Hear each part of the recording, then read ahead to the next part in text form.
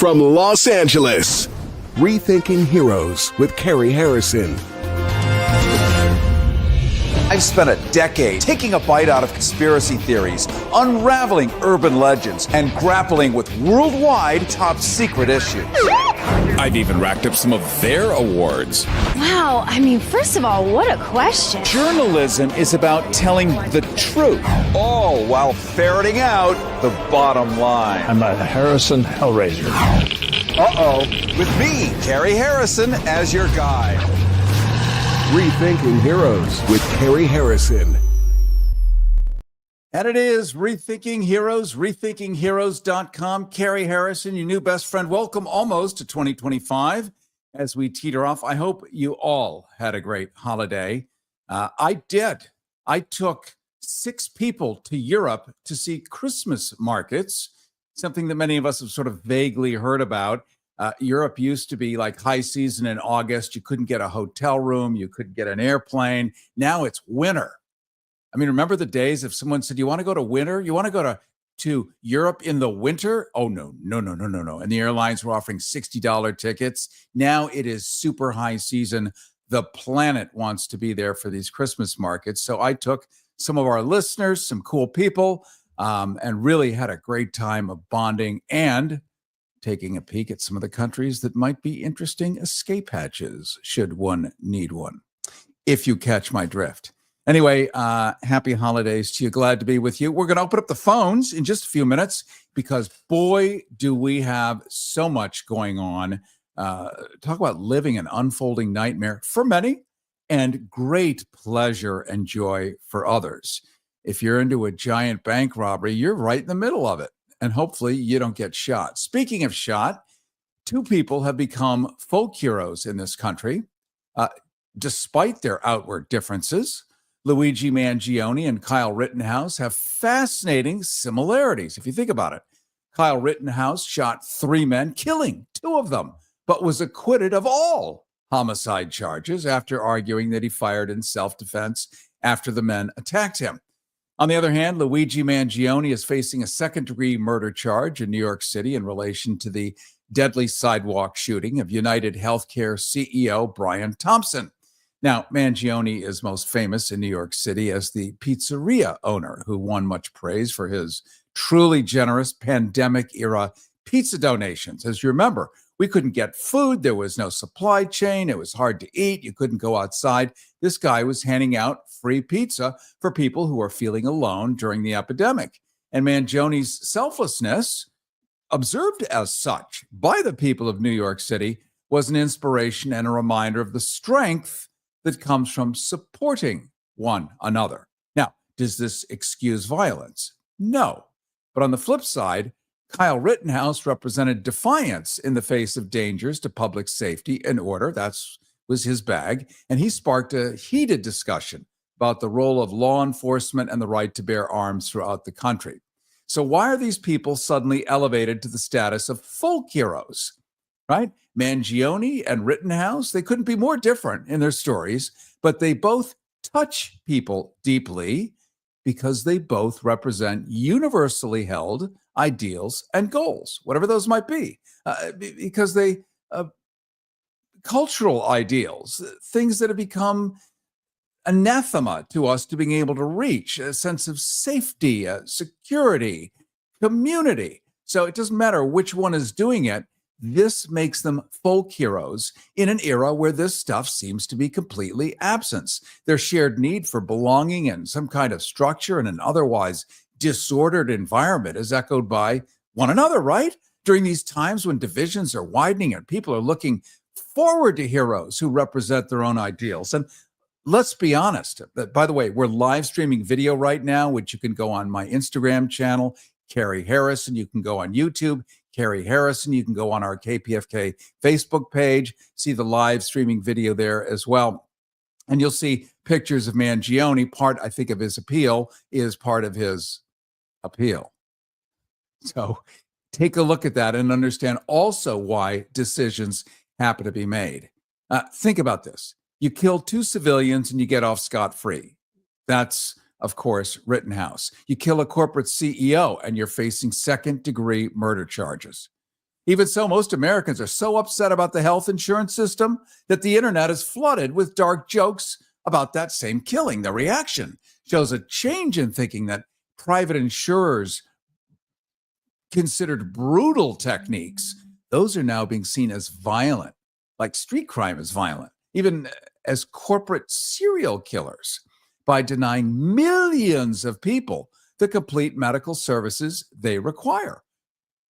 For example, just 2 days ago, in 4 red states, if you're in a car accident, you no longer can get a therapeutic massage. They can't rub your broken bones and your torn muscles because the insurance companies won't pay for it. There it is. There is nothing people feel they can do. And everything is about how things resonate where your life is at this moment. If you have a giant middle class, things are stable. People have enough food, they have enough education to understand what's going on around them, and they can predict a reasonable future. When your country has become more like ancient Egypt with a pharaoh at the top and a few 100 million followers with no compass or understanding, violent means to fix systemic problems, well, to many, it feels like the only answer. So it doesn't matter if it's a red answer or if it's a blue answer, it's still an answer in an answerless world. Let's open up your Harrison hotline shortly at 818-985-5735, 818-985-KPFK. And let's also look at how this transcends to the Democratic Party, which barely has a single descending testicle since the chaos of 9/11. We all thought Nancy Pelosi was going to come in Prada and kick some Fanny. Well, a little Fanny was kicked, but mostly not. We had Patriot Acts. We had the loss of virtually all of our rights. And then we end up with leadership like the withered Chuckles Schumer or Nancy Pelosi, who never did meet a war she didn't like. Is it any wonder that this incredible grifter could seize the imaginations of so many, the Red Lobster, when the opposition party simply offered us Sleepy Joe and didn't even let hundreds of thousands of brilliant, talented people in this country rise to have a chance to butt up against that Red Lobster? How can you be a member of a party when you're not even invited to the table? Now, I don't know about you, but when Joe Biden was running initially, was anyone, Joe Biden? I mean, of all the people in the, yes, no, it was like, well, okay. Now you have a Democratic Party that has been able to bleed off millions of white men. That's impossible. African Americans, that's impossible. Women, impossible. Latinos, impossible. Asians, impossible. Even a highly educated group of people. It is impossible. It's a party that doesn't acknowledge that anything is so impossibly screwed up that half the nation has no retirement, decent medical help, or classroom, much more than bullwhip the farm animals. We're going to pause for a second. When we come back, we're going to open up the phones. We're going to talk a little bit about this here on Rethinking Heroes, RethinkingHeroes.com. Cary Harrison with you. Listen while it's still legal. Rethinking Heroes with Cary Harrison. RethinkingHeroes.com.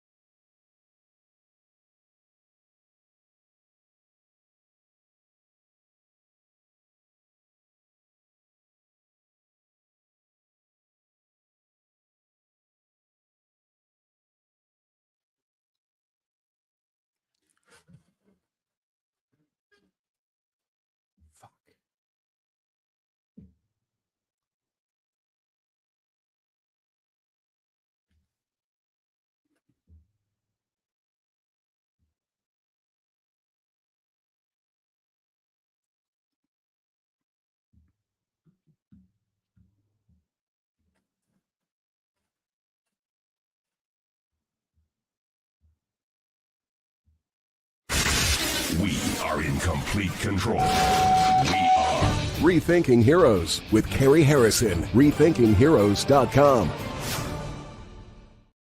Is Rethinking Heroes, RethinkingHeroes.com. Don't forget, you can sign up for our free newsletter, My Favorite Price, Your Favorite Price, and you'll be able to get background information that we simply cannot do on the radio. Plus, you'll be able to see the full video of this, plus our guests when we have them, this being just after Christmas, just after the holiday. Everybody is on vacation except for me, except for you, those of us dealing with what is going on right here, right now. We were talking a bit about the state of America, people feeling hopelessness, and a Democratic Party that did not show up for its people. This is not to say that Kamala Harris isn't likable, that she wasn't an appealing candidate to some degree, but they didn't let anybody else run.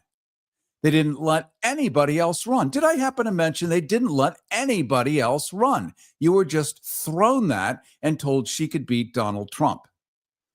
And meanwhile, not one time did that party mention how bad it is for regular people. You know, talk to somebody around 30 and ask them how their stock portfolio is doing, and they'll tell you, well, I don't have any. Yeah, but the economy is doing great. The market's up 23%. Yeah, but I don't have any stock. Well, what have you got? I don't know. Food is like $6 for a box of cereal. The Democratic Party failed to acknowledge any of this stuff. And they keep telling people over and over and over again, everything is great. Status quo. Let's just stay where we are. We're doing great. Whoever we is, they are doing great. But any party that blocks people from running, that blocks people from looking in, that has no transparency, and nobody is saying that. I guess maybe the Republican Party has almost more transparency for a den of thieves, but at least they're telling you what they're doing. We're gonna invade Canada if we can. We're gonna blow up NATO if we can. We're gonna hand Ukraine back to Vladimir Putin if we can, and then we're gonna release thousands of giant U.S. corporations that have never had a footprint in Eastern Europe and release them. And they're going to make trillions. And Donald Trump will make his 10, 15, 20% off of that. And Elon Musk will make billions. He's got billions of contracts already with the federal government. And he's now in charge of the federal government. He's now in charge of his own paycheck and deciding who gets to play and who doesn't. But there's no ethics problem here. Okay, I get it. It is right in front of me. And if I'm not looking, that's on me. But with the Democrats, I can't see anything except everything is great. Everything is wonderful. And so you lose somehow women, men. Let me read to you a text from a gay guy who voted for Donald Trump. And I was asking him, why? Why would you do that? Because to me, it just seems absolutely impossible, but it's not. Here's his explanation. And he is an African-American gay guy, by the way. I respectfully disagree. This was him responding to me. We're talking about Tim Walz. This guy, this gay African-American, lives in Minnesota. His governorship in Minnesota has been nothing short of a disgrace. No evidence here. I'm beyond grateful that he will not be in second in command to running this country. The Democratic Party needs a complete overhaul. Okay, now we're starting to hear it. They no longer represent mainstream Americans at all. I think there are some truly amazing political thinkers out there. Nikki Haley, okay. Marco Rubio, okay. J.D. Vance. I don't have enough couches in sight to J.D. Vance. Okay, why not? Sarah Huckabee Sanders, to name a few. Okay, well, we're coming from a totally different place here. But I get what he's saying. If there is nothing, no food to eat on one side, and the only food in a dipole political environment where you get to be a Republican or a Democrat, it's chocolate or vanilla. No pistachio is allowed. No strawberry is allowed. No Rocky Road is allowed. You may vote for one of two flavors. That's it. And if one of those flavors has disappeared and vanished, the vanilla flavor, so vanilla, you can't even see it anymore, well, you're going to go start feeding off the other trough. And you're going to find people with energy and what look like heroes to you because they will at least stand up and make a noise. And that's probably what this guy is responding to. He says there are some acceptable upcomers on the left too. Andy Bashir and Josh Shapiro come to mind. Okay. At least let's be honest here. Kamala's running mate should have been Josh Shapiro, not Walz, but the anti-Semitism rampant on the left would have never allowed that. I don't know about the anti-Semitism on the left. I do know about it on the right. I sure do. I sure saw it in Germany. We sure have read about it in history class. But I would love to hear more about the anti-Semitism on the left. First of all, I would like to hear about the left. Is there a left in the United States? There's a question. Is there a left in the United States? There is a center and a center right. Is there still a left? If you think so, I want to hear about it. Let's take a look now at Marianne Williamson. She has just announced that she is going to run to be the head of the Democratic Party. After the Democrats punched her out of existence, who better to reboot the party than someone they absolutely deleted? So we'll see how that works. Let me bring on our technical director, Renee Yaworski. It is a post-holiday moment. She is a genius, a Rhodes Scholar, all that for real. And I am lucky. And I never bring her on. I don't think I ever have brought her on. So you need to beat me up, Renee, in the comfort and luxury of our double wide and let me know that I've been a bad boy. But I want to hear your voice and sort of your thoughts on the state of America as you see it right now, because I can go on and rant forever. And I know I'm ranting for hundreds of thousands, if not millions of people who do feel displaced, left out, cut out in the margin. And the only other food there is to eat is the one that Donald Trump is serving. And they don't want to eat that either. But at least they get a double portion. So, well, right? Cary, you have been a bad little boy, but you said so many things. You laid so many nuggets to follow here to the end of this rainbow, but I want to lock in on what you said. You posed a question that said, is there even a left in America? And you've spent a lot of time in Europe, and I've spent a lot of time in Europe. And this is something I'm trying to explain to Americans who haven't done so much traveling. I don't think there really is a left in America. If you travel the world and you talk to people who are actually progressive, you will see that they consider us so much in the ancient ways, right? Well, yeah, more like knuckle walking.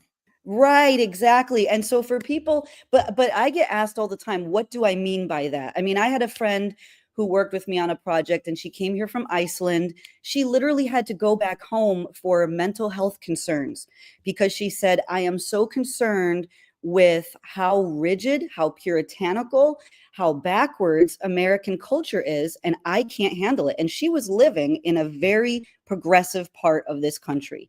But this country is still, I mean, and you get into a lot of history on this show, which I really appreciate because your genetics and your family goes back right to the beginning of this country.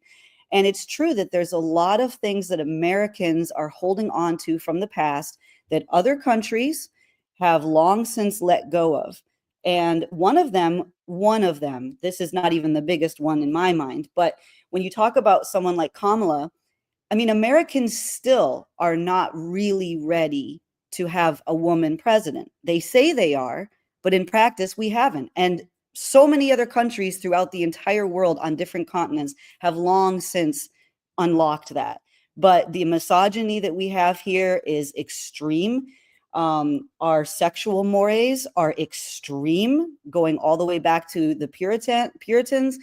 And we are just not a free country. And that's a horrible thing to say, but that's what's holding us back. You're talking about this friend of yours who's African-American and who is gay, and he's telling you who he looks up to. And it's nobody that we would guess because you say, how are you against your own interests? But that's how this country is. There are people who are voting against their own interests and who literally, and I'm not talking about your friend now, but just there's a lot of myopia when we're talking about Americans not being able to branch out.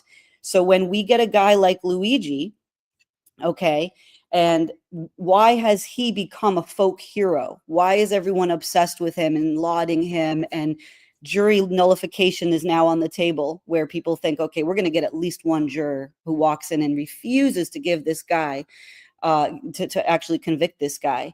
And some of it comes back to healthcare, which again, go back to Europe. And I'm gonna jump in because jury nullification. Not everyone is going to know what that means, but basically, in the United States, uniquely, if you don't think that the law someone is being prosecuted for is actually legal or moral, you can not participate as a juror. You can make it go away. You can make the whole case go away in saying it is not constitutional. It is not moral. It is not in the fiber or the spirit of what the United States means. It's an extraordinary gift if people understand that. Absolutely. The O.J. Simpson case was one prime example where politically jurors did not want to convict O.J. because they had such problems with the systemic problems in the LAPD and what they were doing to frame innocent people. And a lot of people felt like, hey, O.J. probably did it, but they framed an innocent man and we're going to get them for all of the racism, Mark Furman and all of that. So those jurors stood up. And basically, that was an example in history of nullification. But thank you for explaining that it's a gift. It is legal to do this. And so that's why a lot of attorneys right now are talking about this and the hypothetical of this being nullification. Because, again, when you contrast other countries that are seeing healthcare as a human right and America not seeing that as a human right, that's one of the things that's holding us back. Religious fanaticism, which I mean, I consider myself a believer. I'm a Christian, all of that. But at the same time, you see people, evangelicals, these types of people who are hijacking the country to make everybody worship in the same way. That is driving a lot of people, I think, to get their moral compass mixed up and think that you have to be a good person, so you have to vote this way. How do you get people like your friend or many of my friends who were always progressive, always voting for the Democratic Party? They're all saying the same types of things. They're saying that party has left us. What did your old buddy RFK Jr. say? He said, I didn't leave the Democratic Party. The Democratic Party left me. So, you know, we're all trying to run the algorithm and connect all of these dots. Yeah. You're doing a great job. You know, it's so complicated. It is. Thank you, Renee Yawarski. You nailed it. It's true. The Democratic Party has abandoned people, but that does not give permission for people like Bobby Kennedy to run over to Donald Trump and destroy everything. Like, right. That's a personal beef. This is a highly educated, with access and luxury and white privilege with a capital W that cannot be even remotely understood by other regular white people. So to jump over to Darth Vader, that's a separate issue. That's a whole show of untangling that bit of business, because it's way more than, well, the Democrats were mean to me, so I just joined the Nazis. Look at my uniform. It's great. But you just connected some dots for me that I hadn't thought of, really, which is that going back to jury nullification, we're talking about Luigi. Now we're talking about Bobby Kennedy. Do you think that there's an element of nullification where people who traditionally were Democrats are so angry that they are literally like punishing, like doing this intentionally, going to Darth Vader just because they're so angry they want the ship to sink, to teach everyone a lesson? Yeah, there's no doubt. There's no doubt that people want to just blow it up. And Donald Trump said he's going to blow it up. And people's fantasy is from watching television and Disney and all the rest of it, where it gets blown up and rebuilt in 14 minutes. And now it's beautiful. What they don't understand, because they never went through the fall of the Soviet Union, where 30 million people starved to death because they suddenly didn't have any money that meant anything. The places where they had lived for free their whole lives were suddenly charging rent, but they didn't have any money because they didn't have any paid jobs. And all of this stuff went on. Alcoholism. We don't understand in this country. If you crash the mothership, it could take decades to rebuild, but there is a plan. and it's cynical and it's shocking. So we have Elon Musk, who is now in charge of the government arm to reduce the government. So we have just built a giant government arm to get rid of giant government. Okay, I can hear Orwell rubbing his crabbed organ. I can hear Huxley giggling on whatever street is next to Crescent Heights where he used to live. Norton. I can hear all of this happening because it is so completely absurd. And the absurdity is how they will win. You not only have Elon Musk in charge of all of this, but he's got billions with a B, billions in government contracts, not only to help NASA, but really much of the infrastructure in the future, the AI, economy, Wall Street, how things work. He's got hands in all those pies, and he's now in charge of all the pie baking. There are no ethics in place for a guy who's not a technical government worker. I mean, this is kind of brilliant. So what is Donald Trump's overall plan? Is to put the diametric opposite talented people in large government, in the biggest government capacity, because they cannot do the job. And when they cannot do the job, it crashes, and you simply privatize that. So you take the all-star wrestling lady from the TV set and you make her in charge of education. I mean, that's pretty good. That's comedy stuff. You couldn't even write that bit. It's real. You take the wrong people and put them in charge of battleships and nuclear weapons and the entire Pacific theater and all of our live troops everywhere. And they're just going to crash it and privatize the military. All of it gets privatized. That is the goal. And to give U.S. companies, which is a gift beyond anyone's Heritage Foundation, Project 2025, all in there, 933 pages. Suffer through it, read it. There it is. All those companies will now have access to Eastern Europe, country after country after country, where they have never been able to plant a stake and put out a shingle and open a business. Imagine if you were a shoe chain and you suddenly had Lithuania and you had Kyrgyzstan and you had this and you had that. Suddenly, millions of new customers starving for product. And the Russians have money, starving for product. And boy, do you have product. This is the greatest capitalistic chess move we have ever seen. And unfortunately, we all got painted into a corner where we had no choice but to eat the chocolate ice cream because the vanilla had no vanilla left in it. It was so vanilla that it was transparent, and you really couldn't say for real, what is the Democratic Party? Like, what is it for real? Al, by the way, you're on line one. We've got everyone else on the phones all queued up. I'm going to get to you in just a couple of minutes. Thank you. We're going to pause. We're going to come back. We're going to take your calls. Let's understand, what does the Democratic Party need to be? Are people like Mangione the new folk heroes? As things get tougher and harder and services get taken away, medical services, things that you actually need to survive, are we going to see more folk heroes jumping up with guns or whatever to get even or to try to balance the playing field and change the laws? We've never seen this before in this country, but here it comes. Rethinking Heroes with Cary Harrison. RethinkingHeroes.com.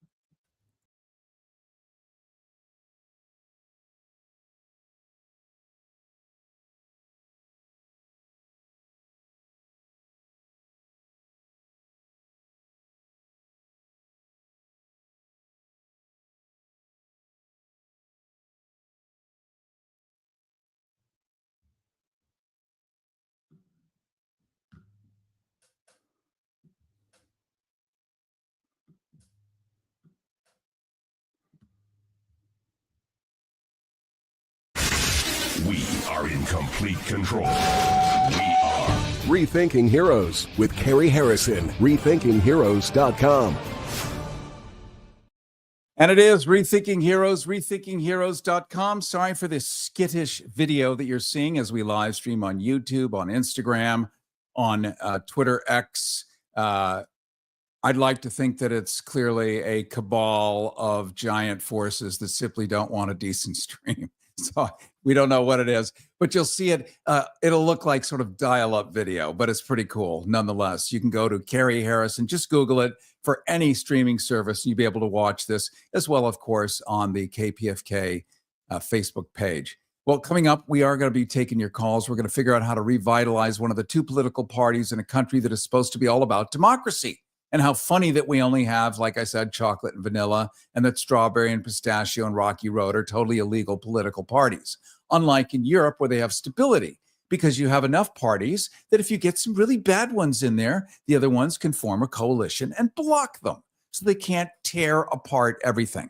We have a one party wins all. One party wins all. So if we want to destroy everything, we're the one party. Boom, gone. Not a good idea. So as you only get chocolate, vanilla, our vanilla, so vanilla, it's vanished out of existence during the last election. I think we agree there was plenty of gerrymandering. Let's admit that. Plenty of caging, plenty of foul play at the electoral level. So it wasn't just pissed off people.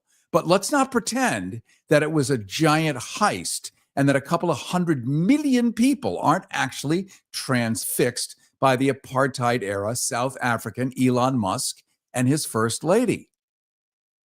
Here's a parody song, before we go to your calls, from 1965. This is from 1965. It speaks to the issues of the day. It could be swapped for literally today. Remember, this is from 1965 from the great Alan Sherman, and it's called Christmas 1965. Jingle bells, Christmas 65. Draft cards burning on an open fire. Protest marching everywhere. Living costs getting higher and higher. Air pollution fills the air. Kids with too much hair, what to seeing in discotheques. Rock and rolling silent night. And of course, there's that old Ku Klux Klan. They're hoping Christmas will be white. Dear old Red China has the bomb. There's also Castro and John Birch in Vietnam. And with the kind of year it was, I wouldn't be surprised if someone called the fuzz and they busted Santa Claus. LBJ just had the gallstones out, but he still got the gall, that's true. Before we're blown away, there's still time to say Merry Christmas to you.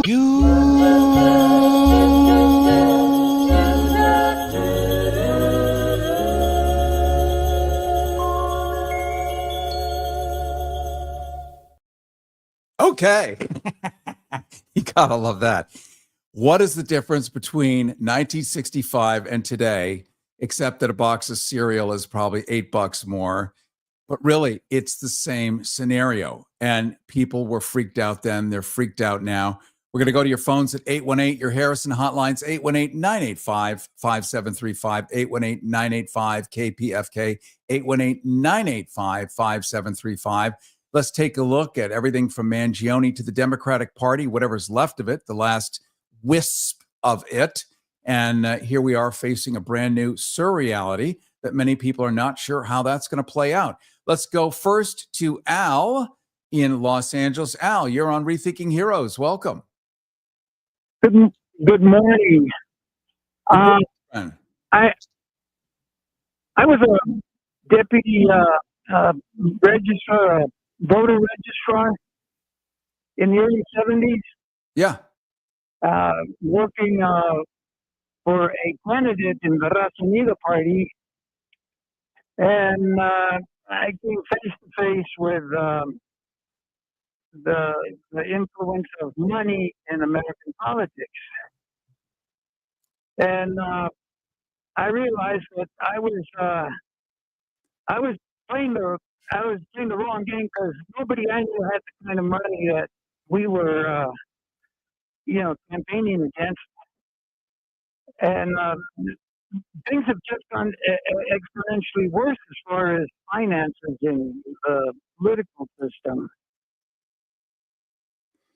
Well, clearly we've got way too much money in politics. We can thank Citizens United for that, which states, among Well, many it things. was worse. I mean, it was bad already. Citizens United, it was already bad before that. What's your solution here? You having seen the past for more years than maybe some of our streaming listeners who might be in their 20s, their teens, their 30s. They weren't there. They didn't see it. They know what a bad but better bad version can look like. What's the solution that you see for the particular chaos we're all living in right now? Well, I think you have to start with a community, councils. You have to start in the grassroots.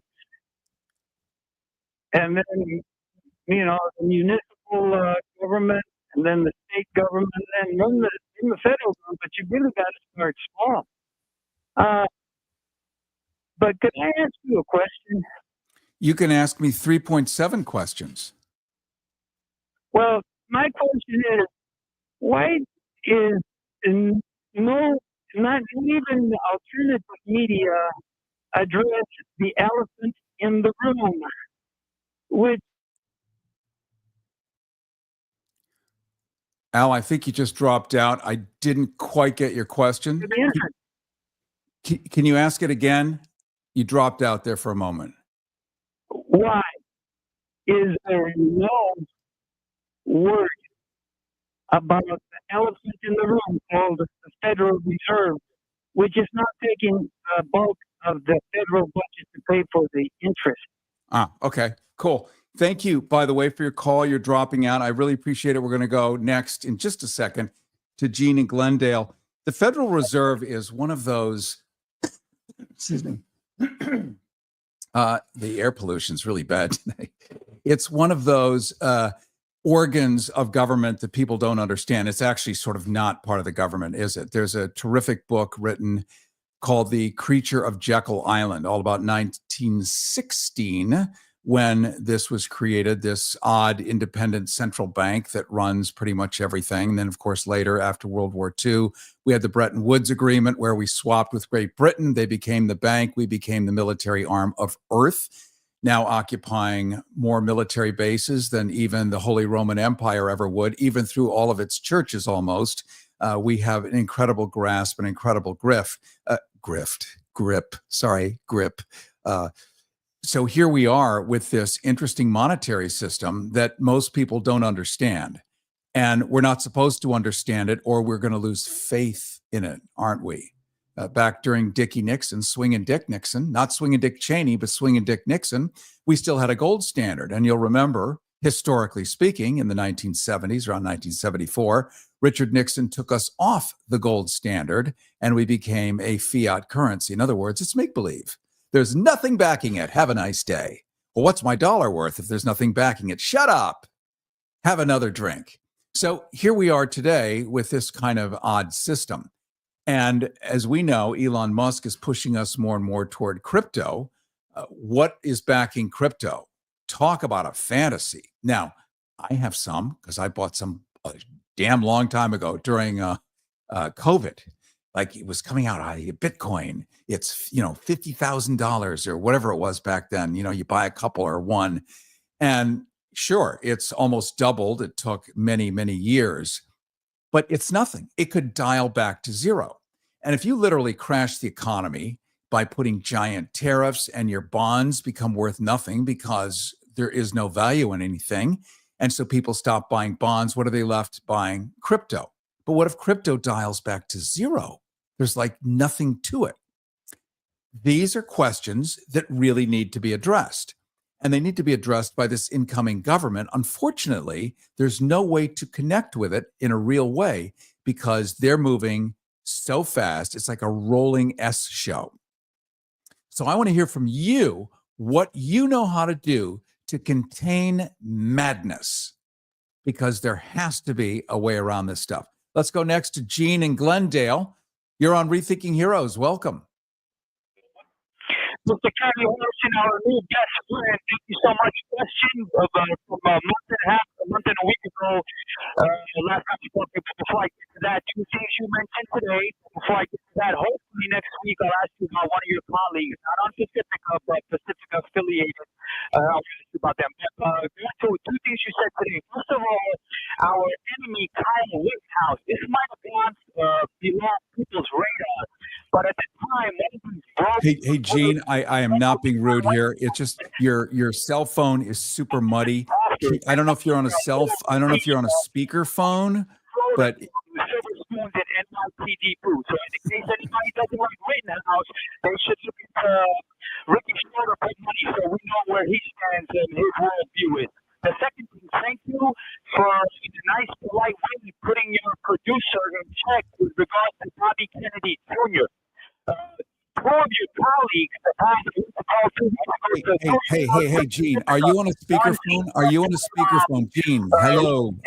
We're gonna pause you for a second. We're gonna put you on hold. Gene, if you're on a speakerphone, you cannot be on a speakerphone when you're on the radio. It is impossible for people to hear. And I don't mean to be rude. I'm just letting you know, just like the old days, if you remember in the 90s, turn down your phone because you'd hear it in the background, looping and looping. Same kind of thing. No speakerphones. We all have mobile phones. None of us have landlines anymore, but we can't do speakerphones on the radio. So just talk into it like a regular phone. Let's bring you back now. Go ahead, Gene. No. I'm not on the speakerphone, Harrison. I'm talking regular, but can you hear me? It's too hard to hear you. Why don't you call back? Maybe you'll get a better connection. Thank you so much, my friend. I did not mean to be rude, but just for the sake of people trying to listen, if you can't listen, it's too hard. 818-985-5735 are your Harrison hotlines. 818-985-KPFK. We're talking about the unlikely folk heroes, whether they are Luigi Mangione, the former pizza maker who gave out a ton of free pizza during COVID and became very popular in Manhattan. His idea was to have community, and his thesis in his act of violence was to go against somebody that he felt was a serial killer running a giant company of insurance and not giving people the medical care they need, and they would end up dying. So he took that into his own hands, as did Kyle Rittenhouse, who killed two people and, of course, got off scot-free because neither of them were corporate CEOs. Is there a relationship? Let's go next to Lee in Sepulveda. You're on Rethinking Heroes. Welcome. Hello, Lee. Lady who talked about the Democratic Party that has gone away or whatever. Same with me as a Republican. I'm a veteran from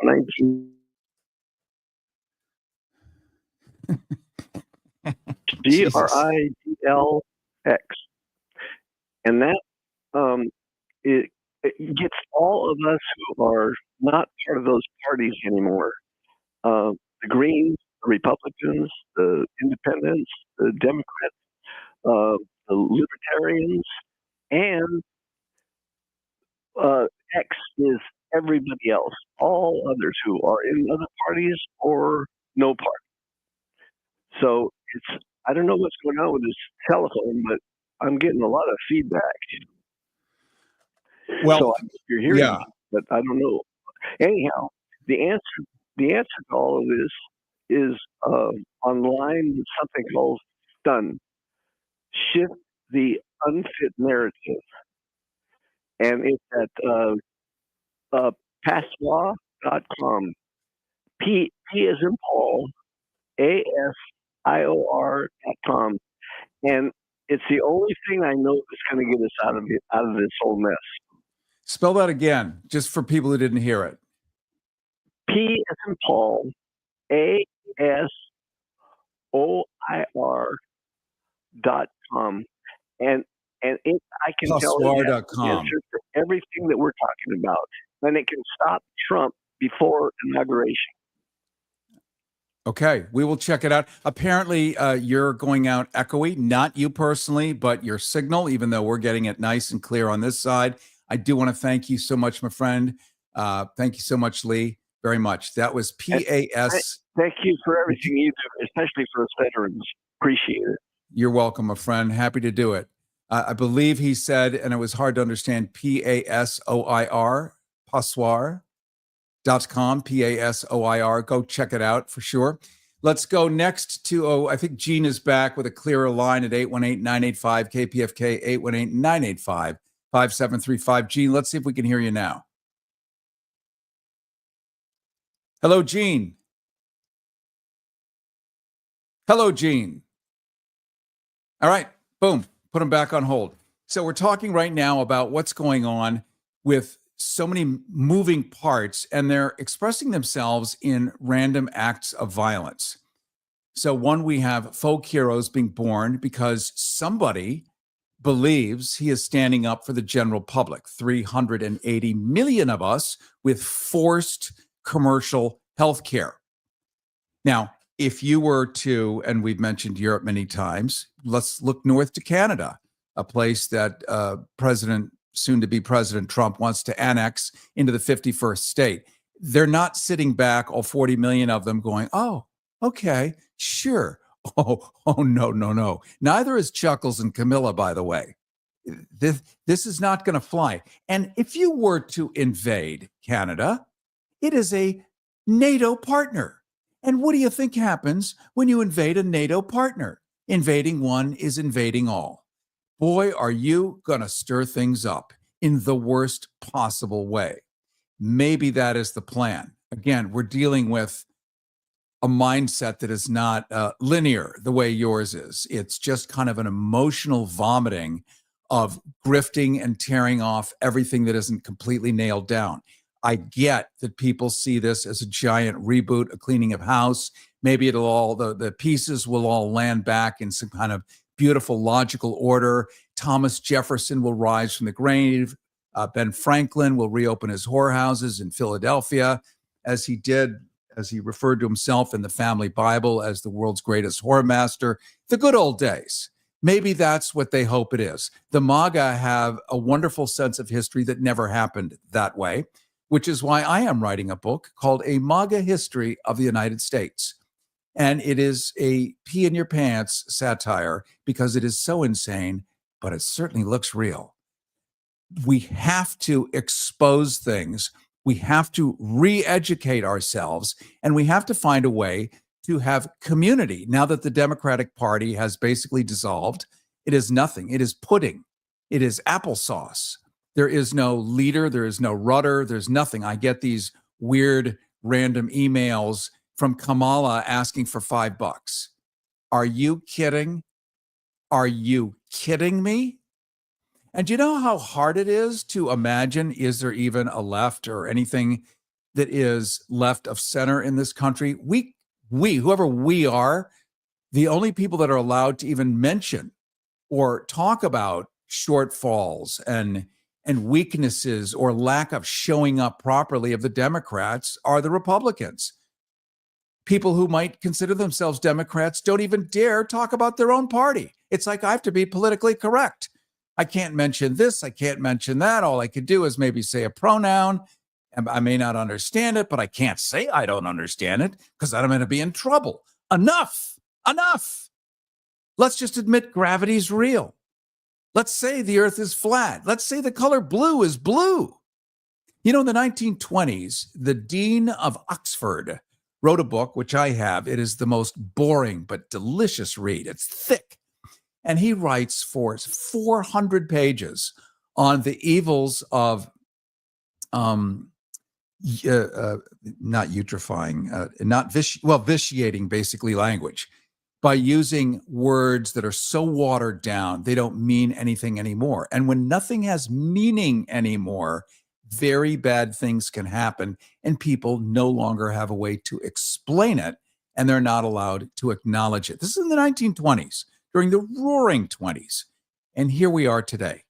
Henry Mencken wrote at length in the Baltimore Sun in the mid-1920s, 23 to 26, 27. H.L. Mencken, one of the greatest writers in all of human history. I mean, seriously, he nailed the American zeitgeist. He foretold this day to be coming, but he also offered solutions. And that's what I want to do today, too, also. I think we have time to squeeze in a couple of more. Let's go to Bill on line 4 at 818-985, KPFK, 818-985-5735. Bill is gone. Sorry about that. Look at all these lines. Boom, boom, boom, boom. They're all lighting up. Who do you want next? You want to go back? Oh, Gene has attempted to come back with a working phone. All right, let's try it. Gene, you're back on Rethinking Heroes. Can you hear me better now? Okay, speak slowly, my friend, if you would, just so that we can understand you clearly. Can you hear me better now? Is it okay now? Yeah, it's a little bit better. Thank you. Okay. Should I repeat what I said? Did you get it out the first time? So I got to repeat it, or should I repeat it? If you could repeat it, that would be great. What's it called? You mentioned Rittenhouse. For those people that do not know, that don't like you and I, that do not like him, just to let you know, this so-called actor Ricky Schroeder, when the whole thing was going down, he put money in Rittenhouse's coffers. So he's one of these racist warmongers and stuff. Rick Schroeder from Silver Spoons and NYPD Group. So anybody that does not know that now. And as for you, thank you for calling your producer on Bobby Kennedy Jr. Like I said, one of your colleagues, Ralph Nader, was on Mitch Jesuit's show a few weeks ago. Unfortunately, I couldn't call in.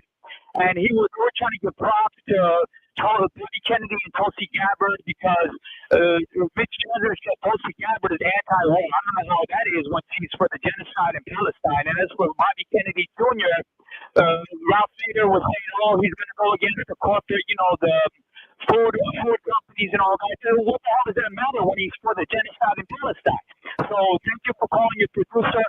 I'm gonna get out and call you back hopefully next week with the other stuff. I'll let other people get in and stuff like that. All right, my friend. Thank you so much. And if I had the extra money, I would buy you a new phone. That is 100% for sure. Cary Harrison with you. This is Rethinking Heroes, rethinkingheroes.com.